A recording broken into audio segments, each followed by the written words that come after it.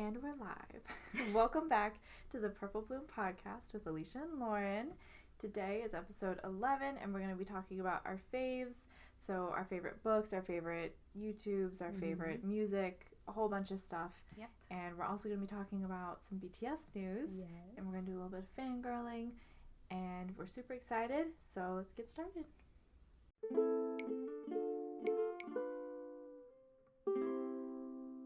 Jingle. That should be our jingle. Cute. Alright, so welcome back. So it's going to be a chill podcast today, which I'm excited for. But we wanted to kind of jump up and start off with the books. Yes. So what was the last book that you read? My textbook, guys. Oh, yeah. Don't go to grad school. I'm kidding. Higher education is great if you can afford it. Yeah, actually, sincerely, the last book I read was actually not really a textbook, but like a supplemental text for one of my classes. And the book is actually pretty great, and I like it. It's called Helping Skills. Oh, right. And it's not necessarily tailored towards therapists or counselors. It's just general, anyone who wants to help another person in some way, in a kind of support type of role. So it's actually a really good book. So truthfully, the last book I read was that one. The last book I read for fun, I don't know. It's been a long time. It's been a very long time. Well, you've been reading like nonstop lately, I feel like. Yeah. It's just you can never get caught up. But that book does sound interesting, though. I remember you telling me about it. I love that. It's something that you can really apply to, like, real life, too. Yeah. Which is nice. Yeah. I think that's why I liked it so much, because it wasn't necessarily geared towards, like I said, like, just counselors or therapists. Like, you could be a friend or a volunteer or a mentor and, like, still get a lot of use out of it, so. Right. Let me think. The last book that I read... Well, I'm reading one currently, so I don't have time to read necessarily, but... None of us do. I know. But at work, you know, it's very, like, you know, monotonous and just, like, the same thing every day, and so in order for me not to go crazy, I listen to audiobooks, and I've been listening to one, With the Fire on High by Elizabeth Acevedo,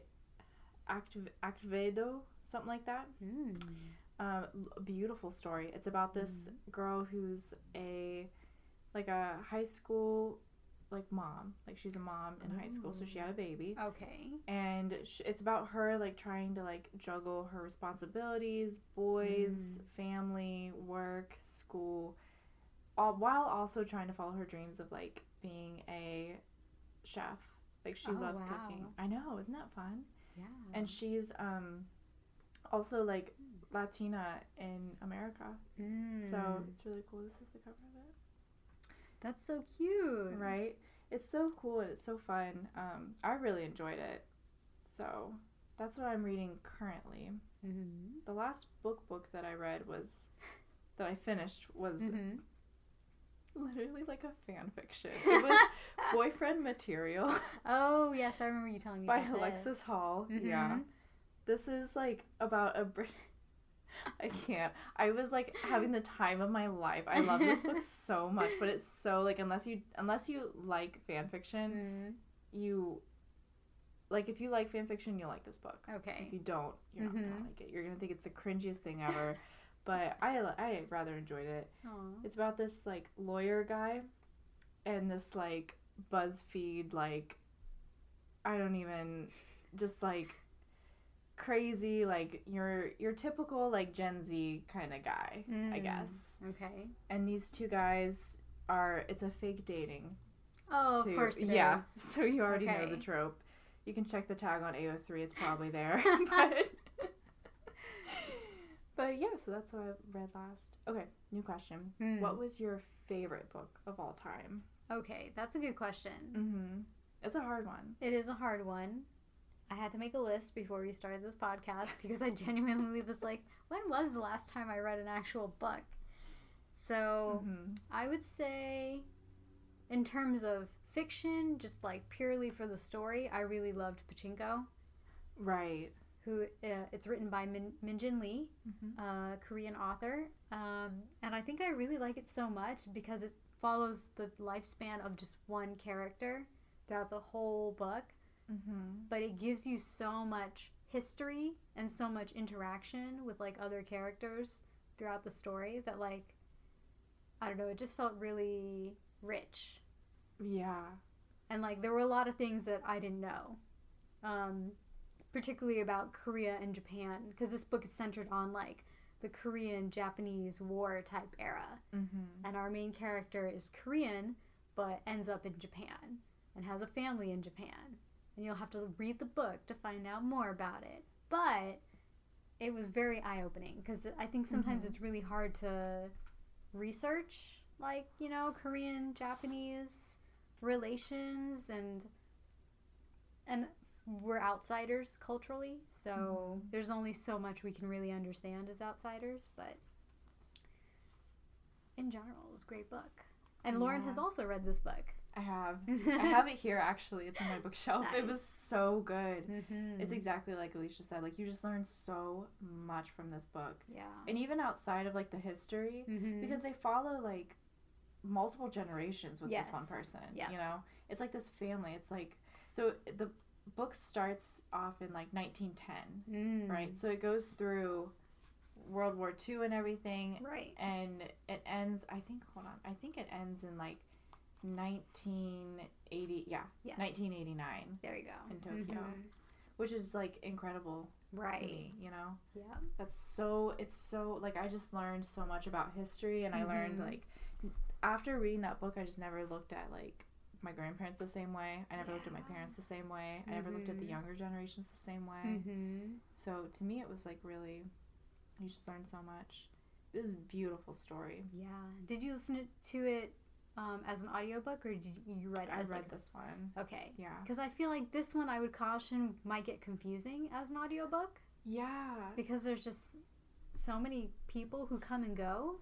I feel like timeline-wise, if I listened to this, I probably would not have understood everything that went on. So I guess that's just like the FYI for that one. There's a lot of characters. Like even reading it, I got confused. Yeah. With the characters. True. Same. Okay. Your turn now. All right. I don't have a favorite. It's so hard, like, to pick a favorite book. Aww. I mean, I really liked The Song of Achilles was really good. I really liked Michelle's book. Yeah. Michelle Obama's book, Becoming. That was fantastic. A book that I, like, really learned a lot from, that like helped me grow, that would be my favorite in like growing, would be the Living, Loving, Learning book. Ooh. And you know why I read this book? Why? It was in J-Hope's V Live in 2017. Oh my gosh, love it. Right? And I just love this book. His dad gave it to him. It was like the V Live when he was in, it was DNA era, he had red hair, he was like, it was his first V Live in like years. Oh wow. Or something like that, in a really long time. And he was eating like fish.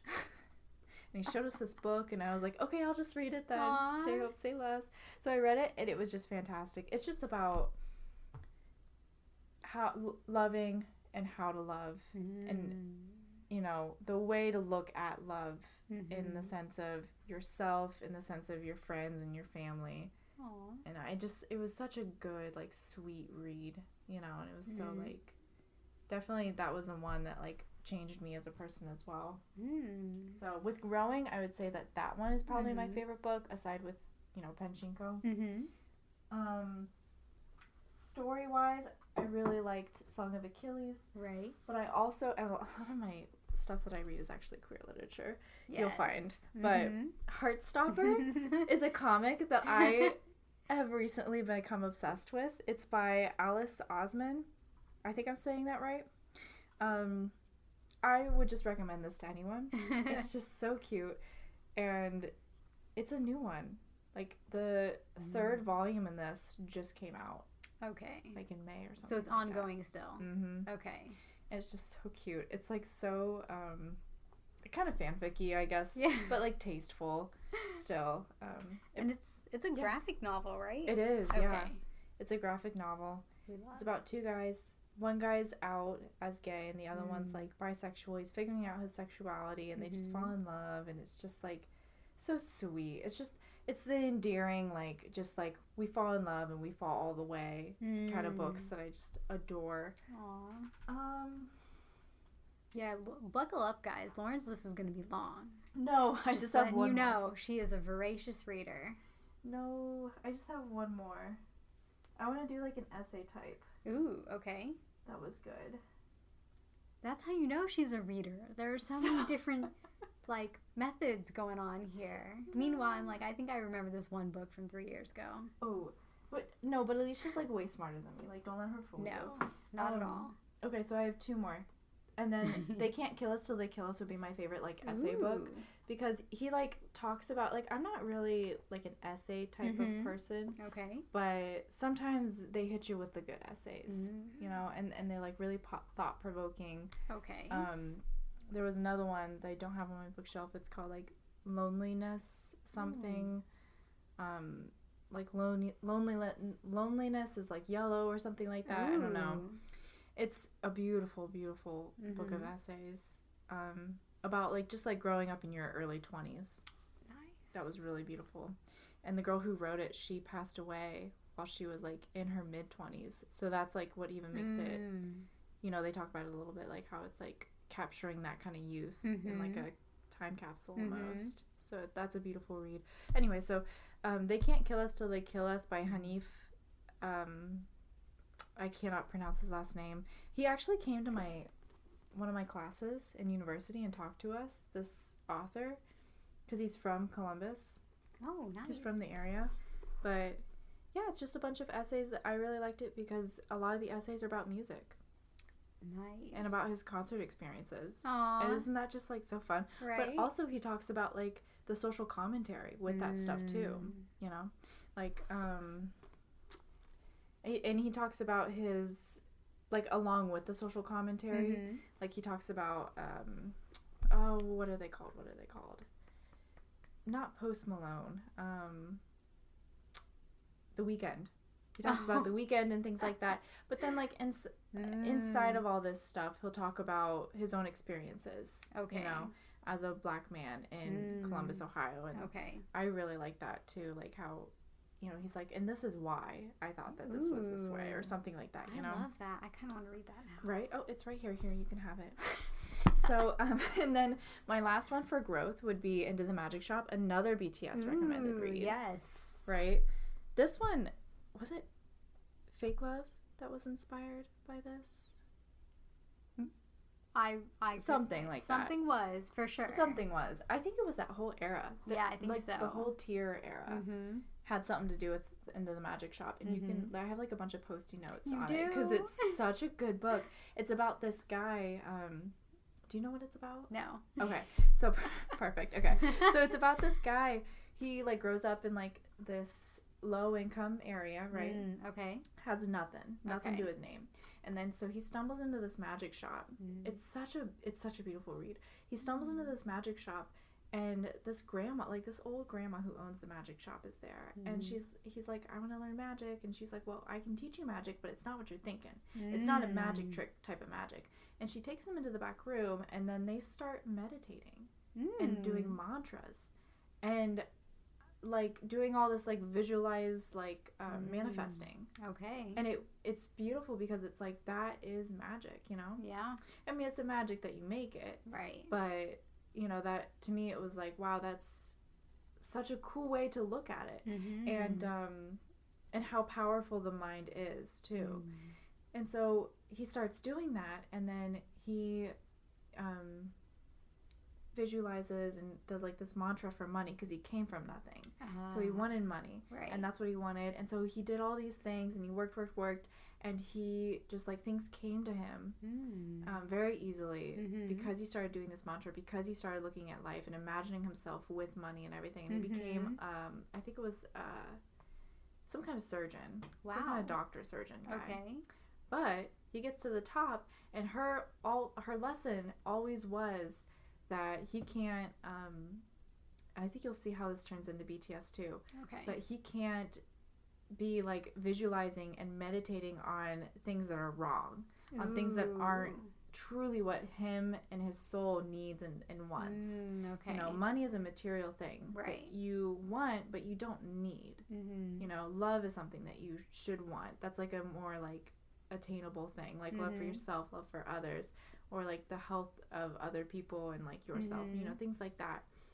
But money is like one of those like greedy things. Okay. That you know, you can get it, but then it won't be what you think it is, basically, is what she always said. And so he was like, why, you know, that's like so cool, but like at the same time, at the end of the day, I want to eat, you know? So when he gets to the top and he has all this money, then he doesn't have a family. He's got like no relation to this girl he's with.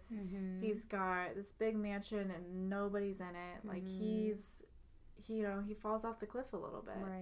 You know, and he's like, then he starts gambling his money away with things, and you know, so I don't want to ruin the ending of it, but that's the premises of it, and you can kind of see how that like falls back into BTS too, right?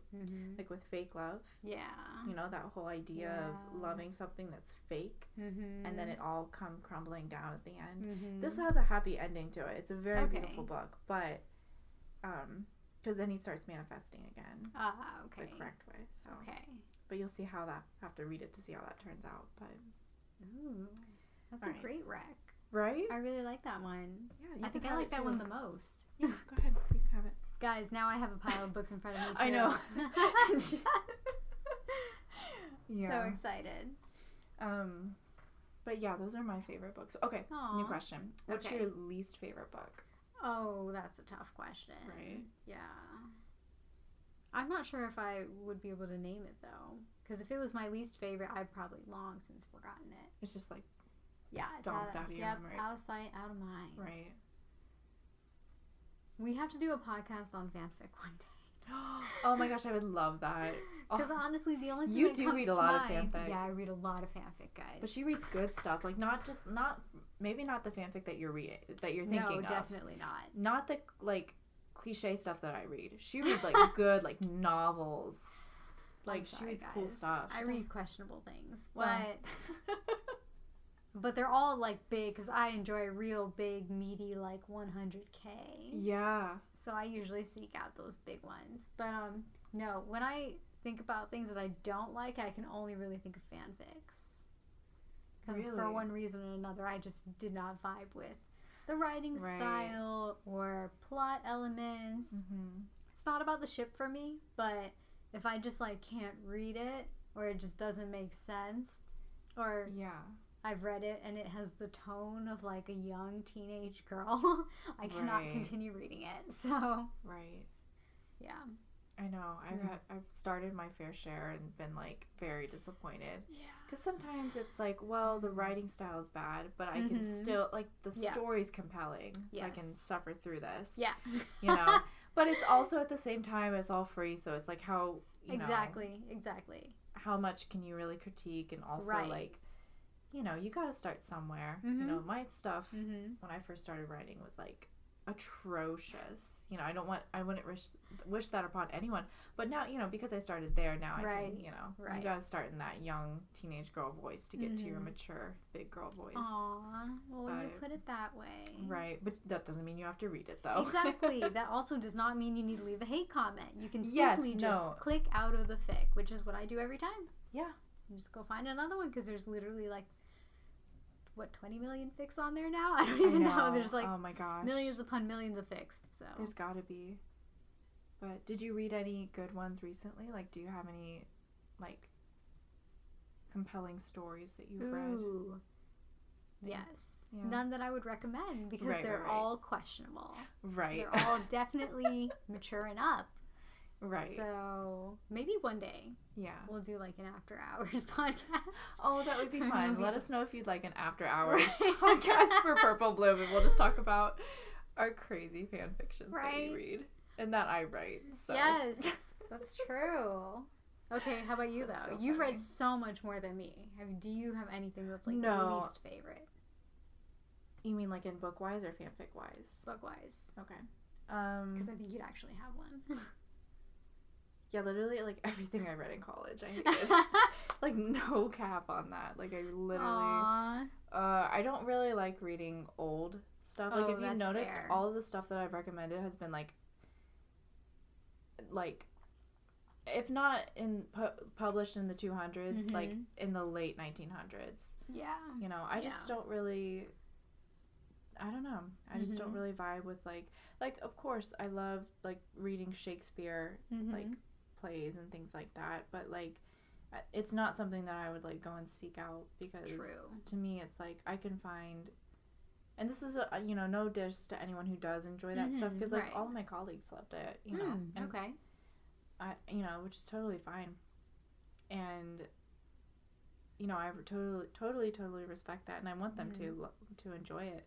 I wish I could enjoy it as much as they did, but it was just like I felt like I could always read something that was like old like that, like a newer version of it that I could relate to more. Yeah, you know, it was more about like a relating thing, I guess, with me. So that's fair, right?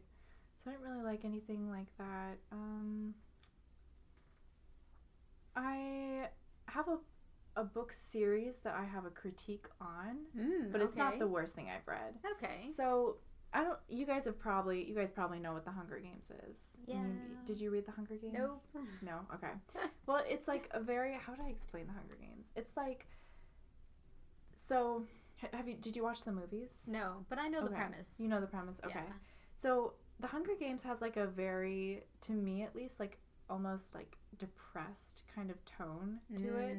Because it's a very depressing story when you think about it, you know? The only thing that really is like elevating about it is the adrenaline rush that you get reading it and watching the movies. Yeah. But and like there is hope in it, of course. But to me, it's like a very depressing read.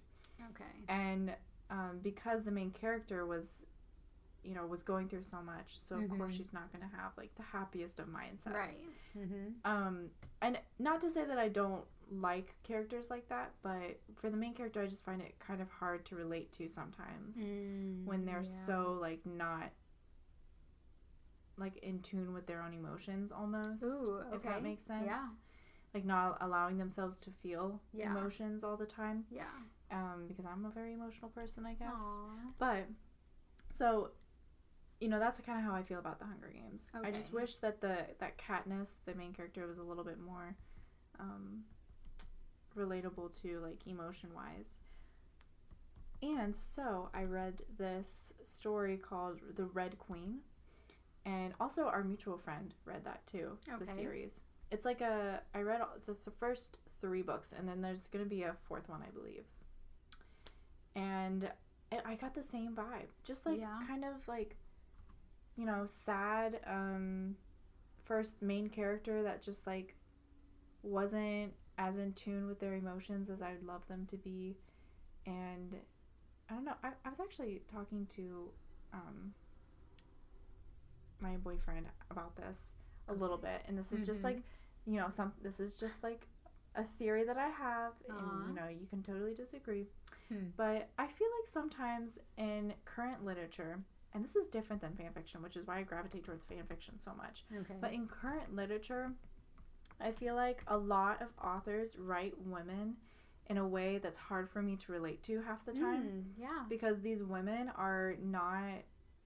It's like almost like these women are written to be men. These women are written as strong, like, female, like, you know, heroes and all this. But to me, it's like they're lacking that feminine quality that, like, I feel like I have. Okay. You know, like, I feel like you can be, like, a strong feminine... Yeah, of course. ...person, you know. Without having that, like, masculinity, like, take over. And, you know, you can still feel emotions and kick ass at the same time, basically is what I'm saying. I see. I feel like a lot of literature right today doesn't really explore that side of like, the female character, you know. So, that's my critique on that, my thoughts. That's a good point, though. Yeah. I mean, I don't know if I've read enough literature to have picked up on that, but...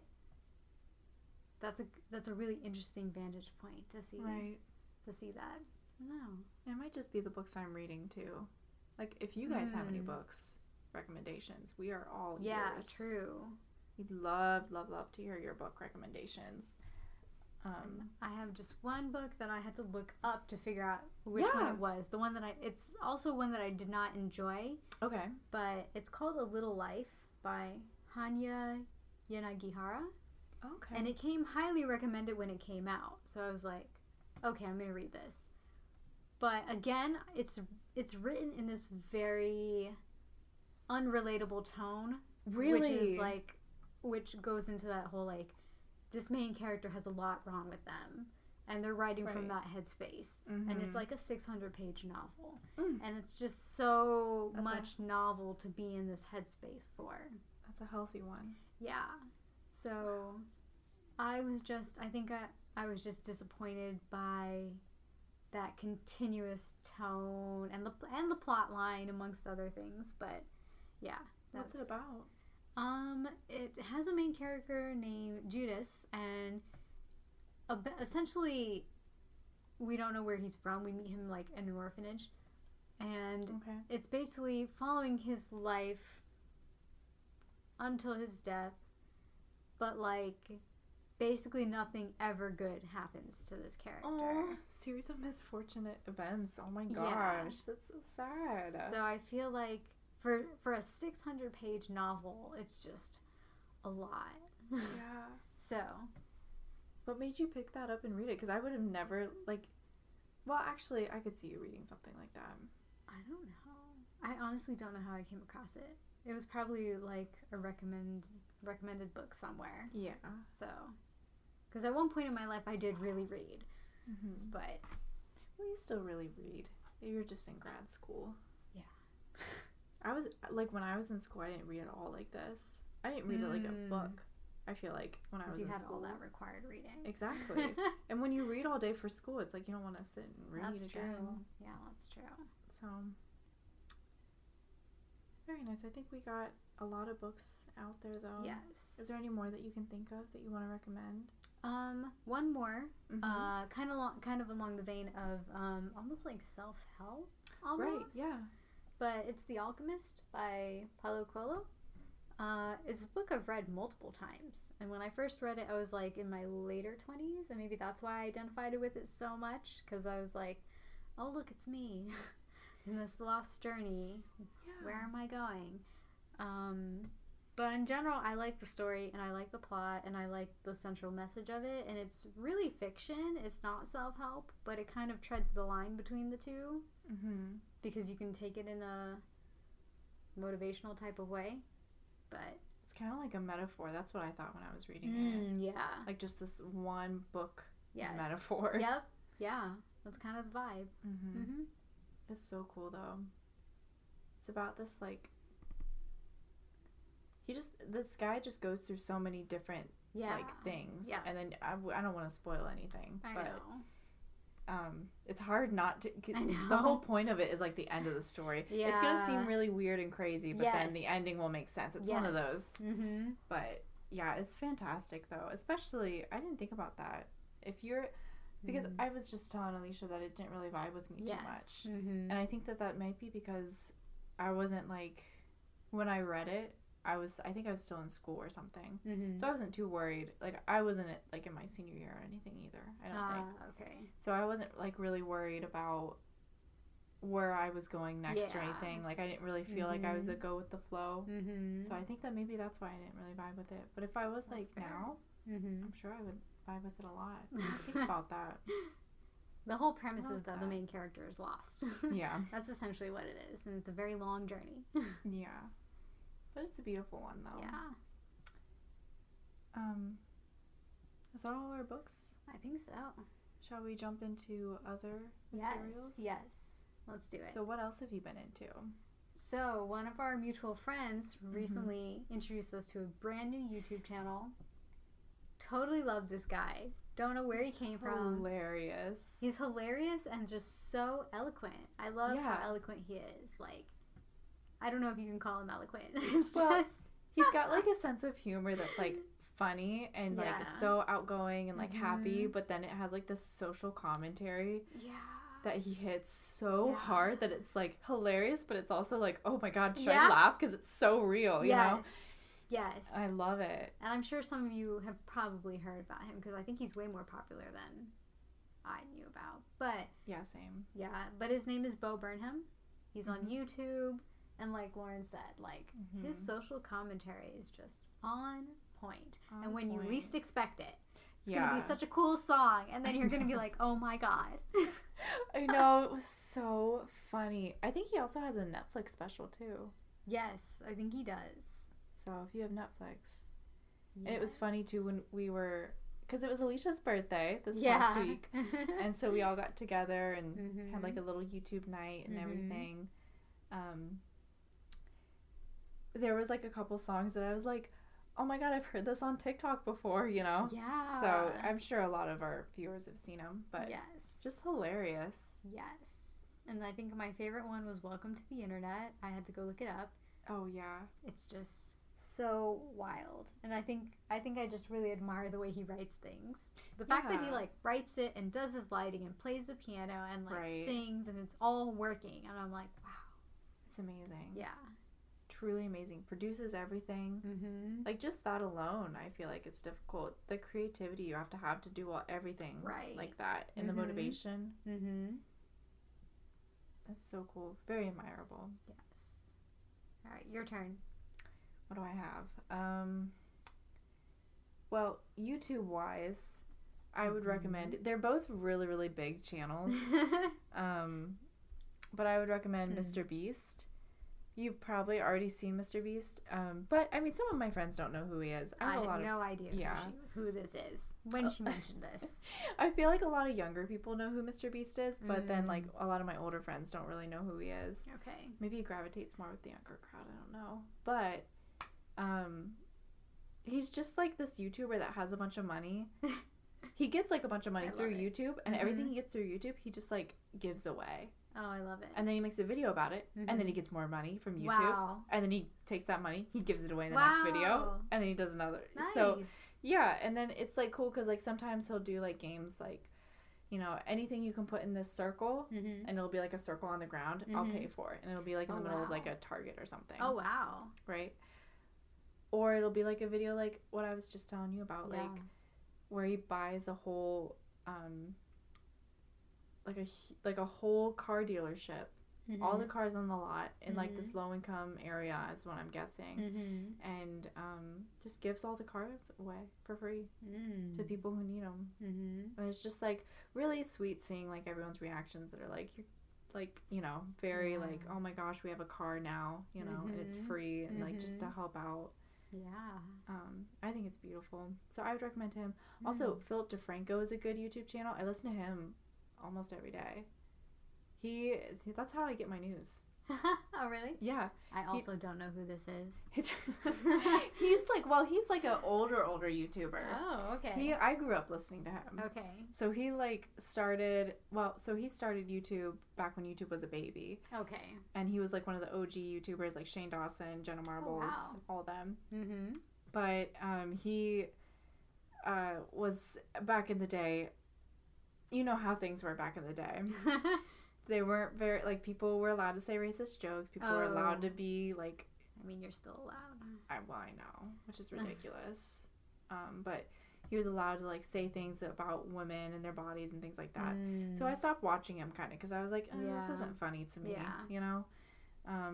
But the audience he was going for, I think, you know, found it funny or whatever. Okay. But I found him just a few years ago, again, and he was much more mature. His content was much more tasteful, and I loved it. And he was like doing like actual, like, he was talking about like political stuff, and he was talking about like the environment stuff, and about you know, the YouTube drama too. Like, he was hitting all the stops, and I was like, heck yeah, like, this is perfect. You're getting everything that I want to know in like a nice 20-minute video for the news for the day. So it was perfect. Nice. So yeah, I listen. He does like a video 5 days a week or something. Oh wow. Yeah. Okay. So I'd recommend him. I'm trying to think of like a girl that I would recommend, because I'm always on the hunt for girl YouTubers, because I feel like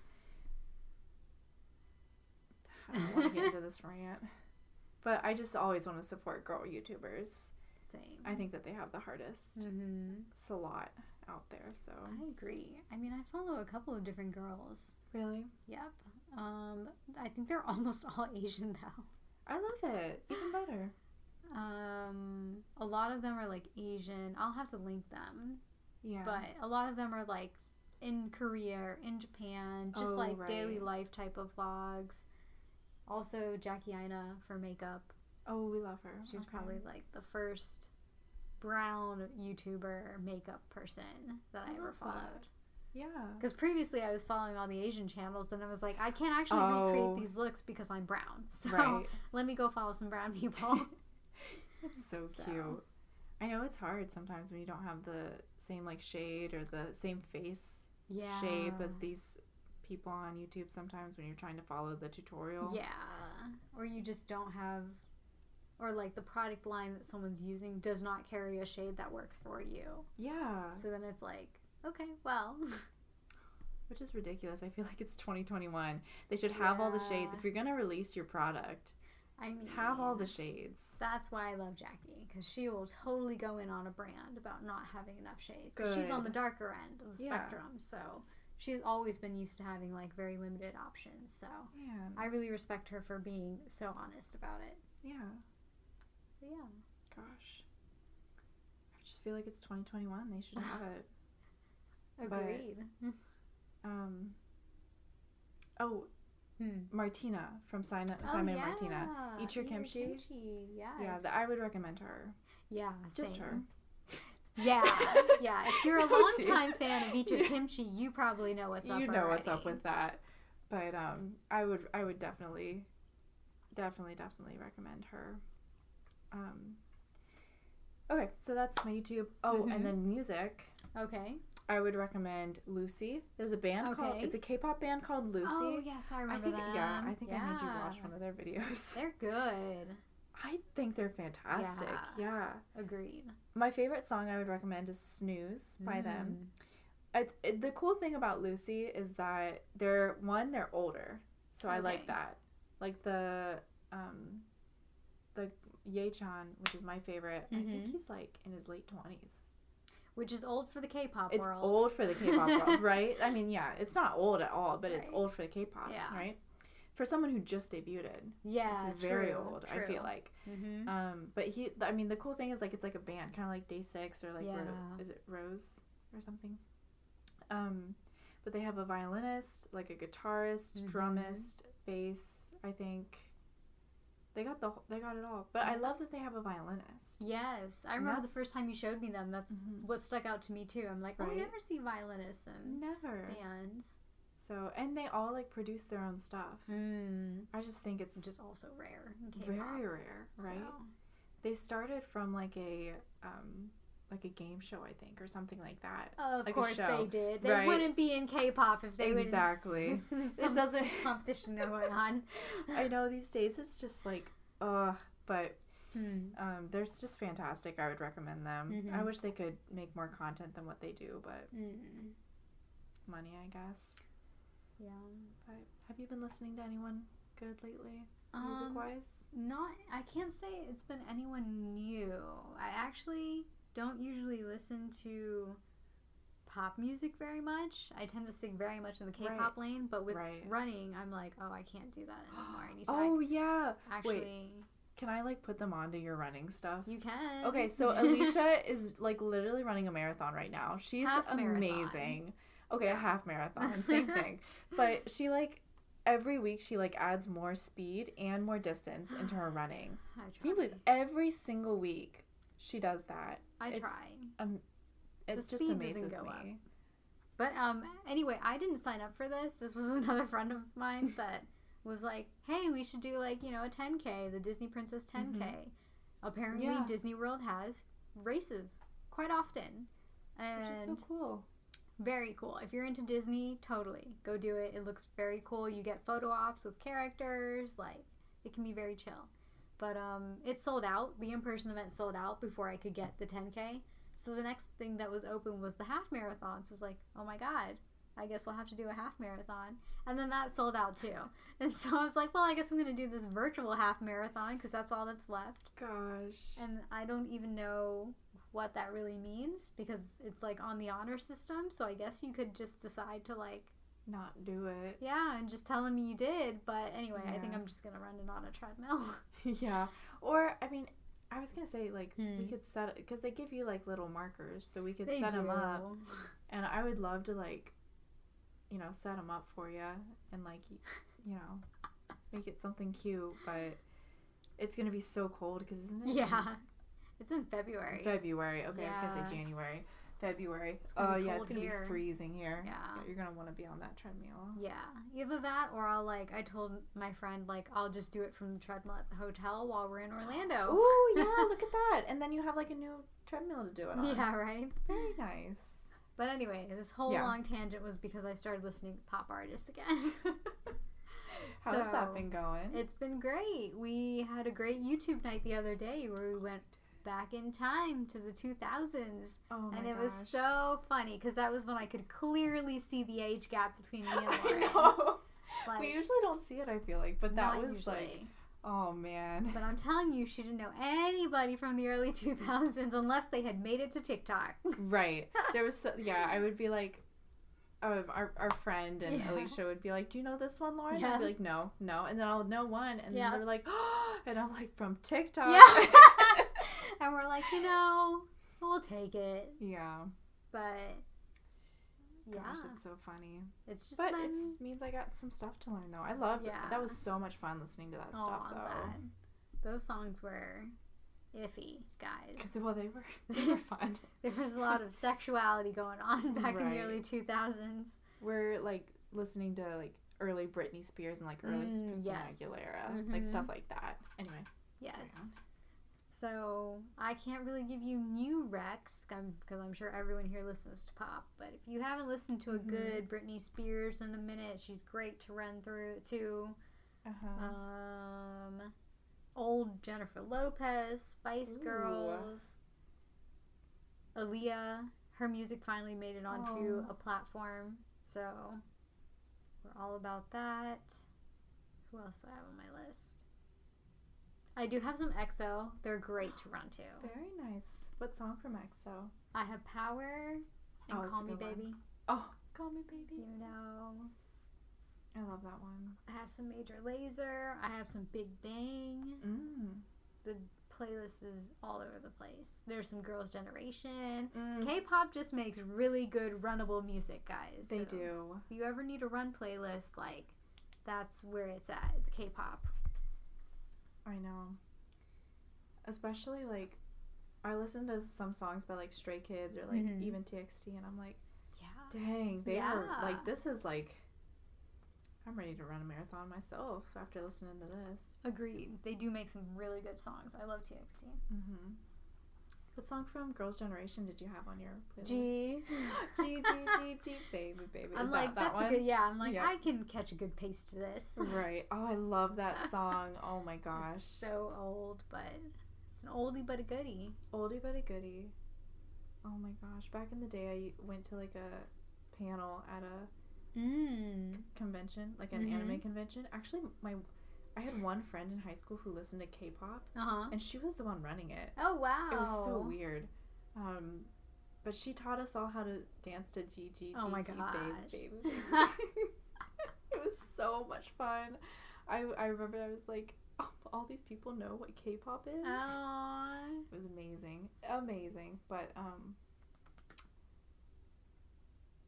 should we segue here to the news we've received last night? Yes, it wouldn't be a Purple Bloom podcast if we didn't segue to that. Since we're talking about K-pop. Right. How did you find out the news? What were you doing? I thankfully was not on the treadmill yet because guys, if I was on the treadmill, I was going to have to disrupt my run. Oh my gosh, you would have wiped out. I would have stepped off the treadmill. And just let it run for 20 minutes. You're so funny. No, that's where I was. I was on the treadmill. Oh, wow. Or no, I was home about ready to go run, and then I was like, because it's 7 o'clock, and I normally go run for 7. And then I was like, what the? Oh my gosh. Literally. That's so funny. I was, you texted me and that's how I found out. Yep. Oh my gosh. I just finished dinner with my grandparents and my boyfriend, and I was, like, in the car, and as soon as I closed the door, I, like, opened my phone to, like, or I didn't even know. I wasn't even checking it. I was, like, putting it away, and I saw that you texted, and you always take priority in my life, so I'm like, okay, Alisha, hello, you know, and I saw what you've said, and I just, like, was like, Corey, like, we have to. Oh wait, I don't know if I can say his name on here. Oops. Well, You've already said it. I've already said it. Anyway, so I was like, Corey, buckle up. We have to go. We have to go now. The BTS are coming. They're coming. Yes, and so that's what it was, because we haven't said that yet. But we haven't. They're coming. They're coming. How do you feel? Now that it's been years, and how do you feel? I think you described it perfectly, where you were like, you don't seem as excited this time around. And I'm like, well, you know, we've been through it for 2 years. I know. And they're like, only going to LA. And right now we're in Columbus, and it's only 4 days. And I just feel it's that mix of like, oh my God, they're coming. Can I afford it? Right. How are we going to get there? Right. Are they going to release any more dates? Right. So all of those things simultaneously was going on in my brain when this happened. And I'm like, oh my God, they're coming. And I'm like, oh my God, how am I going to afford it? Right. Yeah, because I came in and after Corey left that night, because I was like buzzing with excitement. Yeah. As soon as he left, I like came in and like, of course I loved seeing him and hanging out with him. But the moment that like I closed the door, I was like, beside Alisha, like I was like, what are you doing? Hi, should we plan? Like, are we taking a flight, or do we have the hotel room? How do we get the tickets? Yeah. But I could tell, because usually Alicia's like at a 10 or like a 15 when it comes to this stuff. True. But she was like more like at a 7 or so. So I was like, oh, something's going on. But yeah, that real life stuff. I know. It's hard. The hardest thing for me is the fact that we don't know the full story. Yeah. We don't know if we're going to get more tickets. Because, like, I just remember specifically, I mean, this happened every concert, you know? They have more dates. Yes. Every single one. And it's, like, even, like, now it's different because now we're post-pandemic. Right. Or like, really, you mentioned it before, like, we're in the pandemic for this. So it's like, is it going to be different? Yep. And I mean, it will be different because Ticketmaster is like, you know, you have to be vaccinated or you have to have a negative test result. And I think this time of year was also just a weird time for them to come because that's like Thanksgiving weekend, like the tail end of Thanksgiving. So I feel like December, which is winter. Right. And you mentioned that. Like, nobody ever tours in December here. Right. Because they can't go to the north part of America. They can only go south, so they could only go to, like, Orlando and Texas and Atlanta. Yep. And I guess now LA. LA. So that's 4 stops. They can't go to New York, and, you know, they can't go to Chicago. So it's like, are they going to add anything more? Yeah, right? Because then you start thinking that's, like, really close to end of the year performances. Oh, yeah. I didn't think about that before. You're right. I think we answered our questions. Yep. Well, all of this is to say we already have a hotel booked. Oh, yeah. And there are flights up, so you know. I know. The only thing is, like, it's hard because everyone wants to go and see them. And, you know, do you take that gamble of, like, we might not get tickets? Yeah, and I guess this time around ticketing is so different because they're giving priority to the VIP purchasers, quote unquote. So anyone who bought, like, those soundcheck packages, they get first dibs. And they get, like, a whole day. I think they get a 3 to 10 Pacific time, so they get 7 hours to go at it, which is a lot of time. And the way that it worked last time it was just the membership, right? Yeah, I think it was only membership. I mean, there was because we tried it for the membership. Right. All of us did. And then when it opened finally for general admission, there was nothing left. No, there was nothing left. Yeah. And so it's like, you know that everyone who, I mean, there was probably like thousands and thousands of people that got gold and silver. Yes. So when you think of all those people going at it, you know. Right. Back then, right. it was a bloodbath, and there were many stops on the tour. Right. But I've seen a mix, and I think me and Lauren kind of like compared our Twitter timelines, because on my timeline, it generally tends to be older armies, not just in age, but like have been in the fandom for a long time. And I've seen like 50% at least be like, you know what, this is like not doable. Like I have exams, I have to go home for Thanksgiving, I have to pay for tuition. So I've seen a lot of people who will not be able to make it. Right. And so I guess in considering what it might look like now, we don't know. But your timeline is totally different. Right. Which I love. I wish I could be on Alicia's timeline, actually. I love my timeline. My friends are they're everything to me. Aww. But they're not all my friends on the timeline. And I don't know. It's just like, you follow people. Yeah. Especially people who follow you. You know, you follow back sometimes or someone says something nice. But then it's like, you find out that they're like younger or something, which is fine. But now that's on my timeline too. So. Right. So all this to say, I have a younger timeline. And they, like, I've seen tweets that are like, book my flight, and it's like, oh my gosh, which is literally what Alisha and I are doing. But at the same time, it's like, it's just crazy we live in a world where you have to book your flight beforehand because it's not going to be available, or it's going to skyrocket as soon as people get like the whiff, as soon as they start to smell a BTS happening, the Airbnbs skyrocket, the hotels skyrocket, the airfare skyrockets. It's insane. It's incredible. But yeah, so it's interesting to see that how like the older armies, that have more responsibilities and more, things going on, are not able to do this, and are mature enough to say, no, I'm not going to do this. I feel like they're kind of just riding off that sentiment of like, okay, well, this is just the first, and we will get more. I think our only question is they're letting people who had previous tour tickets purchase these tickets first. So like, are you just out of luck if they come back again? Do you like not get that privilege again? What do you mean? So like, we already purchased tickets to the last tour that was canceled, and so we get priority over people who are armies. Oh, I see. You know what I mean? I see. So like, if there's another, let's say an extension of this, or another like, permission to dance on stage, but like in New York, do we get another code, or have you just missed your opportunity? Right. Oh, I didn't think about that. And then there's the rest of the world, like Europe, Japan. Like literally.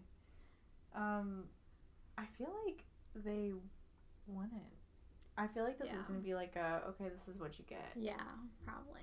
Unfortunately. Like you're lucky you're getting this. But also, in a sense, they're very lucky that this is happening and that this works out like this, because we were talking about it. A lot of people's strategies for these tickets are to have multiple screens open and to be involved in multiple different like queues for the walking man.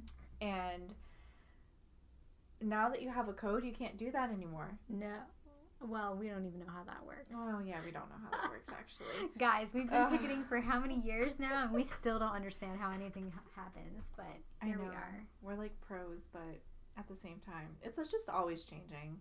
Yeah, that's what it is. So there's always a new process. Right. Which is good. But also, like, it's just all up to chance at the end of the day. Yeah. Which is hard to accept and to allow. I know. When it's something that is so precious to you. I know. And it's hard. I mean, me and Alisha are like 5 foot. Yes, that's the other issue for us. Yeah, and that's why, ticketing is such a big deal for us. Yeah. Because if we want anything on the ground, that we need to get in there, and we need to get... People can see over us, we can't see over people. Yeah, exactly. And if that doesn't work, then, okay, totally fine. Seating, but then we can't... I mean, we would be able to see, but, like, not really. If we were, like, behind a bunch of people. Right. Even in seating. Yeah. So... I don't know. That's like I dare say we have like even more limited options than everyone else because we're looking for very specific seats. Exactly. And it's not even that we want to be close. It's that if we're not close, we can't see. Yeah. And then it's just not enjoyable because we've had experiences where we weren't close and it was just really hard to see the stage, or all you saw like when you were up there was just like people's arms and cameras and posters. Like, you pay so much money. Yeah. You know? So it's like we would get in there, but there's areas where we would not even purchase tickets at. Yeah. And what was I going to say? Oh, and also to that, we did a concert experience where we were right there, right next to the stage, and we still couldn't. Or you had a hard time seeing. Yeah. You know. So there's that too. So it's just all in the. We want to be able to see and to experience it. But hopefully we get 4 dates. Yeah, one of them. Yeah, and we're hoping. Yeah, we're hoping we can, get what we can get and get lucky for the date that we want. Yeah, along with everyone else. So, but we would love to know what your guys' plans are. This is going to be posted, I'm sure, after the tickets have gone on sale. Probably. Maybe even. Oh yeah, those are going on sale soon. Yep. So. We'd love to hear, like, if you guys got tickets, what your ticketing plan is, like, what your plan is. Are you going? Are you not? Why? Why not? We'd love to hear your guys' kind of view of it, too. Yeah. Because we have a friend who even was like that. She was like, I'm in school. I can't afford it, you know. Also, she brought up the good point of COVID, too. Yeah. Which is the other concern. Yep. And I think there will definitely be some hesitancy with, like, air travel there, and then like this is a huge stadium, like 70,000 plus. So there's always, how are they going to check? Are we required to wear masks? Like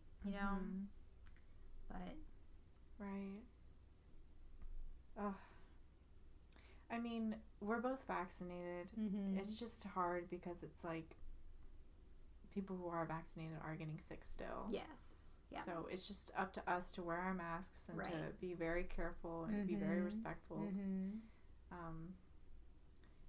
But it's hard. It's just hard to see in the future and tell. Yeah. But at the same time, it's like, I was watching football on Sunday with my boyfriend. I don't understand football, but I was watching it with him because you do things for the people you love. Yeah. And it was a full stadium. Yeah. And so, I'm like, if that can happen, people weren't wearing masks. Oh, okay. I'm like, if that can happen, then we can see BTS for a night. True. I agree. So that's kind of my other thing. I mean, and I'm still excited. Like, what are we going to get? Like, what's the set list going to be like? I need to make a poster. We got to get our outfits together. It'll be fun once we, like, have tickets. Right now, we're just stressed. Yeah, once we have the tickets, it's always so stressful. But it's, like, I feel like the stress never leaves, though. Because then we got to stress about, like, everything else. I know. But the hardest part is getting the tickets. Yes. And that will always be the hardest part. Yeah, because, like you said, it's, like, literally just surrendering to chance. Because there is no other way to game the system unless you are a scalper. Which, in that case, please get off of Ticketmaster. Yeah, please kindly. I shouldn't say that on this podcast. Take your leave. You can take your leave. So you can just go away forever. I think that's horrible. But anyway. Yeah.